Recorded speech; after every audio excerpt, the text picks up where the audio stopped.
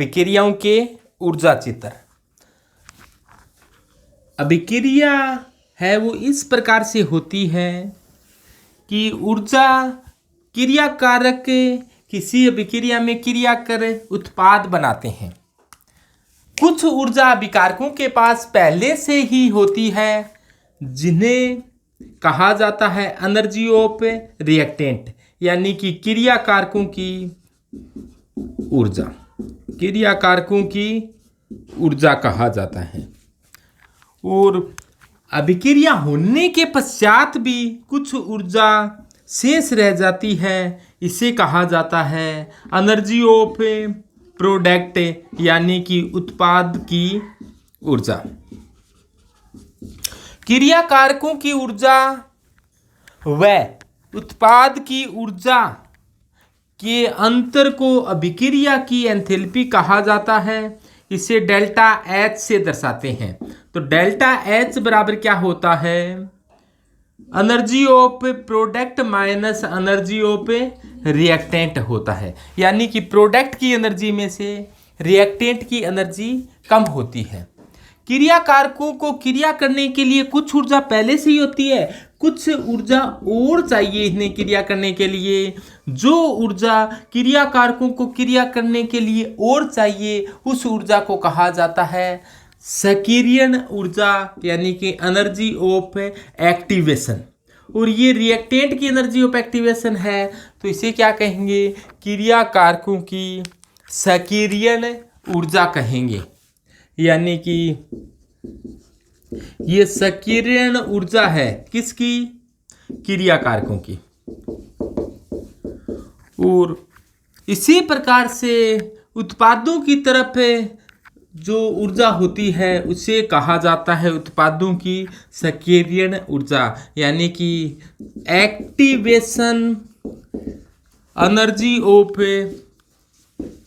Product, यानी कि प्रोडक्टों को भी वापस से, जैसे मान लो कोई उत्क्रमणीय अभिक्रिया है कि प्रोडक्ट क्रिया कर कर वापस से रिएक्टेंट बनाना चाहते हैं, तो इसके लिए जो ऊर्जा चाहिए वो क्या होगी? उत्पाद की सक्रियण ऊर्जा होगी। और इस ऊर्जा को कहा जाता है देहली ऊर्जा, कि क्रियाकारकों के पास कुछ ऊर्जा पहले से ही और कुछ ऊर्जा और चाहिए, सक्रियण ऊर्जा।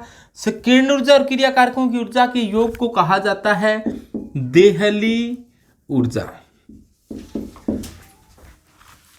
यहां पर क्या थे? रिएक्टेंट थे। रिएक्टेंट को कुछ ऊर्जा यानी कि सक्रियण ऊर्जा मिली, तो क्या बना? एक सक्रियण, इसे क्या कहेंगे? ट्रांजिशन स्टेट या संक्रमण अवस्था बनती है। और संक्रमण अवस्था की ऊर्जा होती है वो सबसे ज्यादा होती है। और बाद के अंदर क्या होती है? संक्रमण अवस्था उत्पाद में बदल जाती है, यानी कि रिएक्टेंट है वो प्रोडक्ट में बदल जाती है। यानी कि रिएक्टेंट को कुछ ऊर्जा चाहिए थी, वो ऊर्जा मिल गई, तो ये किस में बदल गया? संक्रमण अवस्था में बदल गया। और संक्रमण अवस्था बाद में किस में बदल जाती है? प्रोडक्ट में बदल जाती है। संक्रमण अवस्था की ऊर्जा होती है वो सबसे अधिक होती है। और यहाँ पर ऊर्जा सबसे ज़्यादा है तो इसका स्थायित्व क्या होता है? सबसे कम होता है। तो स्थायित्व और ऊर्जा एक दूसरे के क्या होता है? उल्टा। संक्रमण अवस्था का स्थायित्व कम होता है और ऊर्जा क्या होती है? यहाँ की अधिक होती है। संक्रमण अवस्था में क्या होता है? पुराने बंध टूट रहे होते हैं जबकि नए बंधों का निर्माण हो रहा होता है। जैसे मान लो कोई एग्जाम्पल लेकर देखें अपने, जैसे यहाँ पर हाइड्रोजन और आयोडीन ने क्रिया की मान लो, तो ये H2 अणु है और ये I2 अणु है। अब इन्होंने क्रिया की तो संक्रमण अवस्था पर क्या होगा? H और H के बीच के बंध टूट रहे होंगे और I के बीच के बंध टूट रहे होंगे। H और I के बीच के बंध क्या हो रहे होंगे? बन रहे होंगे। तो इस प्रकार से पुराने बंध हैं वो टूट रहे हैं और नए बंधों का क्या हो रहा है? निर्माण हो रहा है। जब बीच की ऐसी अवस्था आ जाए जब न तो पुराने बंध पूर्णतः टूटे हैं और न ही पूर्णतः नए बंधों का निर्माण हुआ है, तो इस अवस्था को कहा जाता है संक्रमण अवस्था। और संक्रमण अवस्था के लास्ट में एट लास्ट क्या होगा, पुराने बंध टूट जाएंगे और नए बंध बन जाएंगे। जैसे एच और एच के बीच में के बंध पहले था वो टूट गया, आई के बीच का बंध पहले था वो टूट गया, एच और आई के बीच का बंध क्या हो गया है, बन गया है। तो इस प्रकार से रिएक्टेंट को जब ऊर्जा मिली है तो वो किस में बदल गया है, प्रोडक्ट में बदल गया है। यानी कि यहाँ पर क्या प्राप्त हो गया, अपने को प्रोडक्ट प्राप्त हो गया। तो रिएक्टेंट के पास कुछ ऊर्जा पहले ही थी, कुछ ऊर्जा और देनी पड़ी, कुछ ऊर्जा पहले ही थी, उसको क्रिया कारकों की ऊर्जा या एनर्जी ऑफ रिएक्टेंट कहा जाता है। कुछ ऊर्जा और देनी पड़ रही है, उसको उत्पाद की ऊर्जा या सेकेंड ऊर्जा या एनर्जी ऑफ एक्टिवेशन कहा जाता है। और ये जब प्रोडक्ट में बदलता है तो एक निश्चित ऊर्जा की गैप को पार करना पड़ता है। तो अतिरिक्त आवश्यक ऊर्जा को तो सेकेंड ऊर्जा कहते हैं और कुल आवश्यक ऊर्जा को देहली ऊर्जा कहते हैं। और ये प्रोडक्ट में बदल गया तो प्रोडक्ट के पास भी कुछ ऊर्जा होती है और प्रोडक्ट की एक्टिवेशन एनर्जी ये होती है। यानी कि प्रोडक्ट यदि रिएक्टेंट में वापस बदलना चाहिए तो अब इसको वापस जाने के लिए इतनी ऊर्जा, ये गैप वापस से पार करना पड़ेगा। आई बात ध्यान में। यानी कि अपने ये मान लो कि यहाँ वाले को यहाँ जाना है तो ये बड़ा टिल्ला है, कोई इसको पार करना पड़ेगा। पुराने टाइम में आपको पता है कि पहले ट्रैक्टर वगैरह रखते थे, तो इसको टिल्ले को पार करने के लिए ट्रैक्टर को बहुत दूर से लाना पड़ता था, स्पीड पकड़ाकर यानी कि बजाकर। और लास्ट में क्या होता था, यहाँ तक पहुँचते पहुँचते कई बार तो वापिस ही चला जाता था। यानी कि इतनी ऊर्जा होती थी तो इस गैप को क्या करता, वो इस यहाँ पर पहुँच जाता तो फिर वो वापस अपने आप ही किस में बदल जाता, प्रोडक्ट में बदल जाता। फिर वापस से आना है तो वो इतना गैप है वो पार करना पड़ेगा। यानी कि क्रिया कारकों को क्रिया करने के लिए कुछ ऊर्जा पहले से ही है, कुछ ऊर्जा और चाहिए। जितनी ऊर्जा और चाहिए उसको सेकेंड ऊर्जा कहते हैं।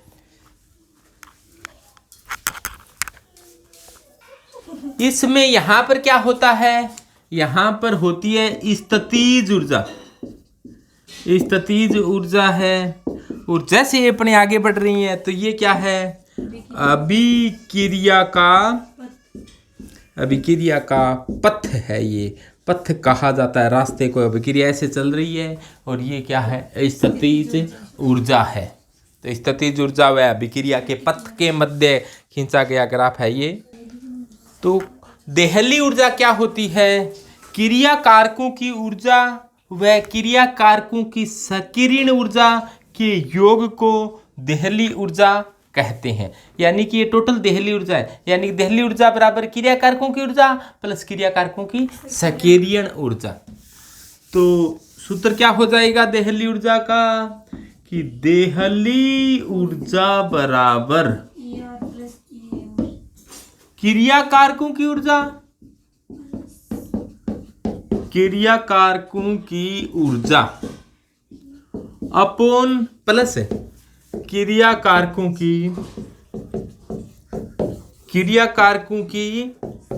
संकीर्ण ऊर्जा। क्रिया कारकों की ऊर्जा और क्रिया कारकों की सेकेंड ऊर्जा को क्या कह देंगे, देहली ऊर्जा। देहली ऊर्जा को थ्रेशोल्ड एनर्जी कहा जाता है। तो यानी कि देहली ऊर्जा बराबर क्या हो जाएगा, क्रिया कारकों की ऊर्जा यानी कि एनर्जी ऑफ रिएक्टेंट प्लस क्रिया कारकों की सेकेंड ऊर्जा एक्टिवेशन एनर्जी ऑफ रिएक्टेंट का योग क्या हो जाएगा, देहली ऊर्जा। या अपने ऐसे कह दें उत्पाद की ऊर्जा और उत्पाद की संकीर्ण ऊर्जा। तो ये उत्पाद की संकीर्ण ऊर्जा होती है।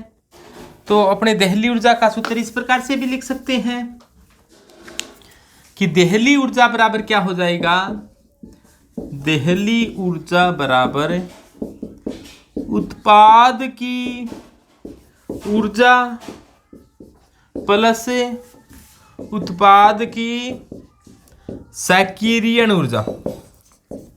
उत्पाद की ऊर्जा प्लस उत्पाद की संकीर्ण ऊर्जा। यानी कि अपने कहते हैं कि देहली ऊर्जा बराबर क्या हो जाएगा, energy of product plus activation energy of product. या energy of reactant activation energy of reactant, या energy of product activation energy of product का योग हो जाएगा। तो देहली ऊर्जा का सूत्र क्या होगा? तो ऊष्मा शामिल होने के आधार पर अभिक्रियाओं के प्रकार। तो आप सभी जानते हो कि ऊष्मा शामिल होने के आधार पर अभिक्रियाएं दो प्रकार की होती है। सबसे पहला प्रकार होता है ऊष्मा छेपी अभिक्रिया, व दूसरा प्रकार क्या होता है? ऊष्मा शोषी अभिक्रिया। तो ऊष्मा छेपी अभिक्रिया, ऊष्मा छेपी को क्या कहेंगे? Exothermic reaction, exothermic reaction. और दूसरी को क्या कहेंगे?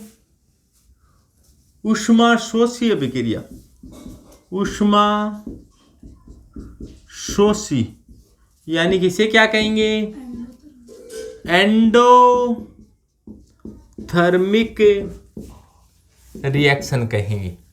दो प्रकार की है, एक्सोथर्मिक और एंडोथर्मिक। एक्सोथर्मिक रिएक्शन क्या होती है? वे अभिक्रिया जिसमें अभिक्रिया के दौरान ऊष्मा बाहर निकलती है। यानी कि कोई एग्जाम्पल के रूप में बताएं आपको, जैसे मान लो N2 + 3S2 2NS3 में बदलता है, तो हीट है वो बाहर निकलती है, ऊष्मा है वो बाहर निकलती है, तो ये ऊष्मा छेपी अभिक्रिया हो गई। ठीक इसी प्रकार N2 + O2 = 2NO में बदलता है, तो ऊष्मा है वो अवशोषित तो होती है। तो क्या है ये? ऊष्मा शोषी अभिक्रिया है, यानी कि ऊष्मा क्या होती है? अवशोषित होती है। इसका ग्राफ किस प्रकार से बनेगा? ऊर्जा चित्र बनाना चाहिए अपने, तो बहुत ही सिंपल है कि इधर तो अपने स्थितिज ऊर्जा लेते हैं और इधर लेते हैं अभिक्रिया, अभिक्रिया का पथ कहो, रास्ता कहो। अब ऊष्मा बाहर निकल रही है, इसका मतलब है पहले ऊष्मा ज़्यादा है और बाद में ऊष्मा क्या है? कम है। तो इस प्रकार का ग्राफ आएगा, पहले ऊष्मा ज़्यादा थी और बाद में ऊष्मा क्या होगी? कम। यानी कि यहाँ पर एनर्जी ऑफ रिएक्टेंट है वो ज़्यादा है और एनर्जी ऑफ प्रोडक्ट क्या हो है? अब कम है। तो ये गैप है, इस बराबर ऊष्मा क्या निकल गई है? बाहर निकल गई है। जबकि ऊष्मा शोषी में क्या होगा कि पहले एनर्जी कम है लेकिन बाद के अंदर एनर्जी क्या है? ज़्यादा है। यानी कि एनर्जी ऑफ रिएक्टेंट क्या है? कम है, जबकि एनर्जी ऑफ प्रोडक्ट क्या है? अधिक है। यानी कि प्रोडक्ट की एनर्जी क्या है? ज़्यादा है, जबकि रिएक्टेंट की एनर्जी कम है। तो ये जो गैप होगा वो कहलाएगा डेल्टा एच। और डेल्टा एच ज्ञात करने का तरीका होता है ई प्रोडक्ट माइनस ई रिएक्टेंट। तो प्रोडक्ट की एनर्जी ज़्यादा है, रिएक्टेंट की एनर्जी कम है, तो ई प्रोडक्ट माइनस ई रिएक्टेंट। तो डेल्टा एच इसके लिए प्रोडक्ट ज़्यादा है, ज़्यादा में से कम निकालेंगे तो मान कैसा आएगा? पॉजिटिव। तो ऊष्मा शोषी के लिए डेल्टा एच होता है वो कैसा होता है?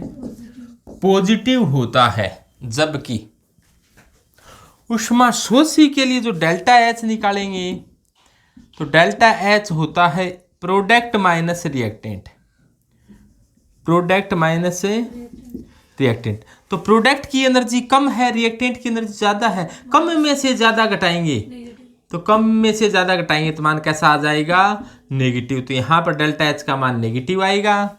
ये एनर्जी ऑफ रिएक्टेंट थी और इस एनर्जी को क्या कहा जाता है? एक्टिवेशन एनर्जी ऑफ रिएक्टेंट कहा जाता है। इसे आप देहली ऊर्जा कह देते हो, इसे एक्टिवेशन एनर्जी ऑफ प्रोडक्ट कहा जाता है। ये एक्टिवेशन एनर्जी है किसकी? प्रोडक्ट की। इसी प्रकार यहाँ पर एक्टिवेशन एनर्जी ऑफ रिएक्टेंट है, ये क्रिया कारकों की संकीर्ण ऊर्जा है, ये उत्पाद की संकीर्ण ऊर्जा है, activation energy of A product है। और इस ऊर्जा को कौन सी ऊर्जा कहा जाता है? देहली ऊर्जा कहा जाता है। यहाँ पर क्या है? स्थितिज ऊर्जा है। और यहाँ पर ये अभिक्रिया ऐसे चल रही है, तो ये क्या है? यहाँ पर अभिक्रिया का पथ है, रास्ता है। इस प्रकार से यहाँ पर होगा। ऊष्माक्षेपीय अभिक्रियाओं के लिए क्या होता है? ऊष्माक्षेपीय अभिक्रियाओं के लिए देखो, एनर्जी ऑफ रिएक्टेंट क्या होती है? ज़्यादा होती है किसकी तुलना में? एनर्जी ऑफ प्रोडक्ट की तुलना में। तो इसके लिए फिर डेल्टा एच निकालोगे तो कैसे निकालोगे कि energy of product minus energy of reactant है। और प्रोडक्ट की एनर्जी क्या है? ज़्यादा है। रिएक्टेंट की एनर्जी क्या है? रिएक्टेंट की एनर्जी ज़्यादा है, प्रोडक्ट की एनर्जी कम है। यानी रिएक्टेंट वाली ज़्यादा है, प्रोडक्ट वाली कम है।